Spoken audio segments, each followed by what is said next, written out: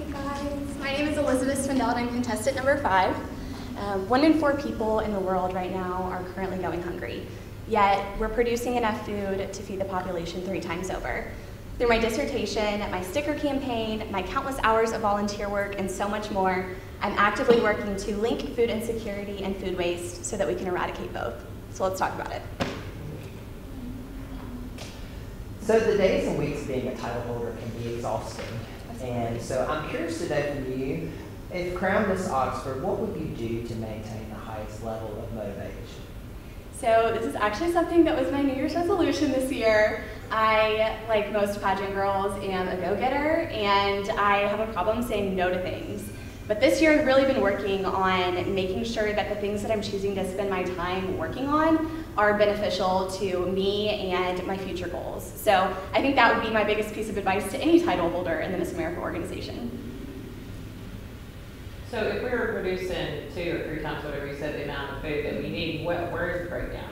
I really think it lies with the infrastructure, and I think the issue is that whenever we think of food insecurity or people who are hungry, we're thinking, okay, food banks, food pantries, that's what we need to be funding, which they're obviously great. But the food pantries that I've come in contact with are not able to get out the food that they're bringing in, so there's just food that's going to waste. So I think really the issue is investing in the infrastructure, so investing in like refrigerated trucks and ways to get food from restaurants at the end of the night to the individuals who need it. I think that's really what we need to be focusing on. Would you say that those solutions are things that should be relied upon philanthropy, or are those policy issues?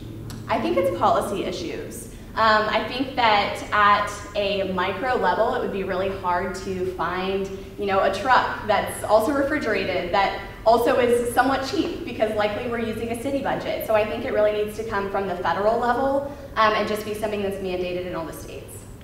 Given the recent problems that they're having in the Middle East, Qatar stated that if they don't stop the bombing in Gaza, that they will stop sending gas internationally.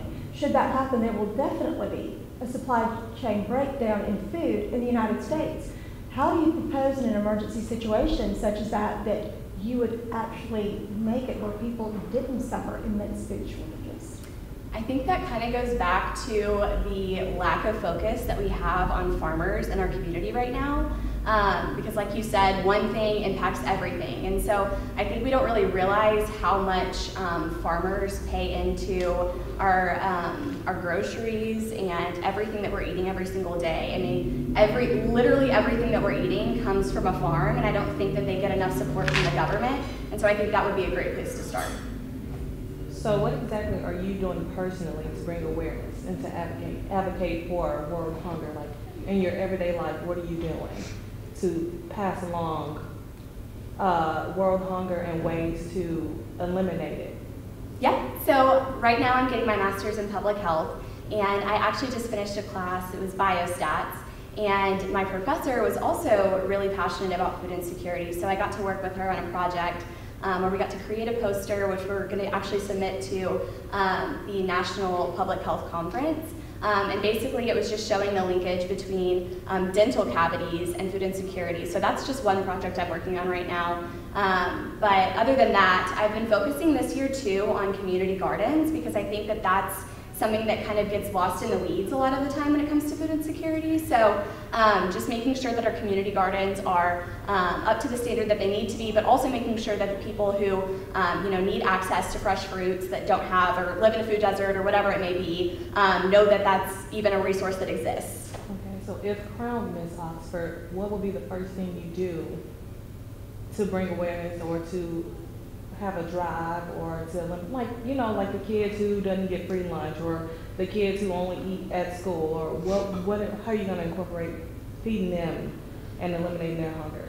Something that I would really like to do with actually partnering with our community garden is purchase a chicken, which sounds really weird, but a chicken produces a ton of eggs on a weekly basis.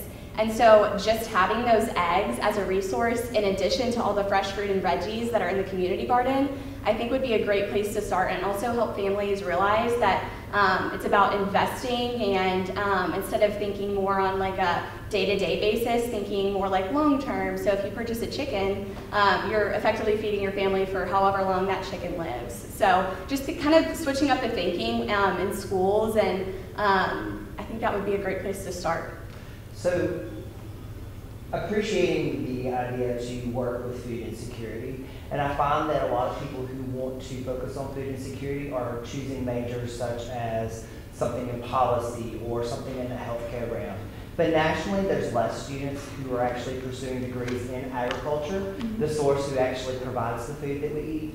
What do you think is the reason for that not being a highly chosen career field? I think people kind of view it as outdated. I think obviously like when America was first founded, that was the primary occupation was farming. And even though it still is just as prevalent, despite obviously more jobs coming into play with technology and all that stuff, it is still so crucial to our entire ecosystem. So I think it's just a matter of switching up the view of farmers and having, I think, kids from a young age recognize that that's still how they're getting their food that's on their plate every single day. I see that you're a very driven person, very accomplished and intelligent, and I have an appreciation for women that have the go-get-it, do-it-all attitude. With that being said, you've been told you can do everything, but you can't do it all at once. What would you say to the young woman that says, you know what, I appreciate that, but I want to focus more on a family. I want to focus more on a traditional lifestyle and raising my children and being home to be able to be there for them. How do you feel that you can relate to that person, and do you think that there's room to do it all? Yeah, absolutely. I mean, I don't think that women should be put in a box of what they can and can't do. And so if I were to encounter somebody who was, wanting to focus on a family and raise kids, I would say go for it, do it. Because I get so tired of the narrative that's in the media that's, a woman can't want to be a stay-at-home mom. There's absolutely nothing wrong with that. But there's also nothing wrong with a woman wanting to be in a STEM career. So I think just acknowledging that those are both completely valid occupations is really important. Speak to the STEM education. Did you take STEM in school? I did, yes. I was pre-med. And how did that affect the way you made those choices? How early did you get to take that class? Yeah, so I got to start taking STEM classes, I think about my junior year of high school.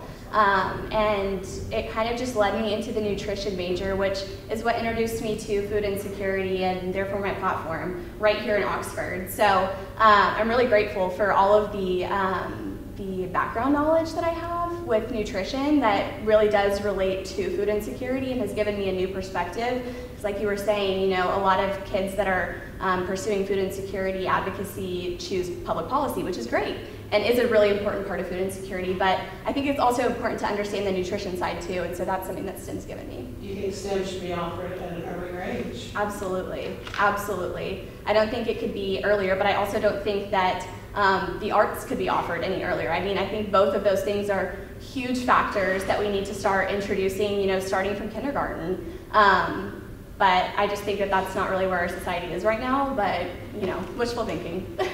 As you continue to get more degrees behind your name, a lot of times as we gain education and stuff, it can be harder to relate back to the community that has these issues. So what would you do as you continue to get more education and become more accomplished to stay close to the problem of food insecurity, of food deserts?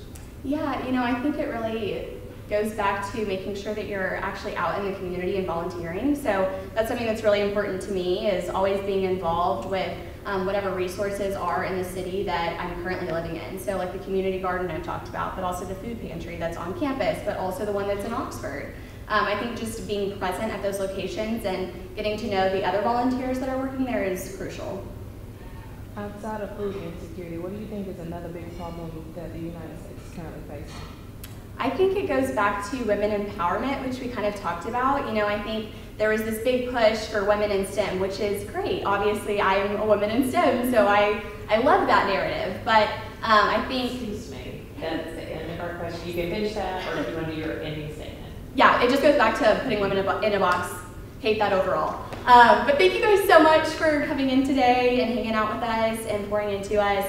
this really is such good prep for, you know, our lives in general. So I just appreciate you guys spending your time here with us this weekend. So thank y'all, and I'll see y'all tonight. Bye guys.